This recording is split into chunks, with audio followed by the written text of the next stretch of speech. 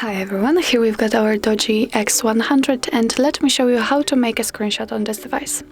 So the rule to make a screenshot is simply to hold the power button and volume down button together for a while, actually until you will see that the screen flashes. So at first let's open something we will catch, for example maybe contacts, and let's do a screenshot. Simply tap on this power button and volume down button together and hold it a little, and as you can see the screen flashed and the screenshot has been taken. Let's get back and open something more, for example maybe Play Store, and do the same. So the power button and the volume down button together, and the screen flashed again.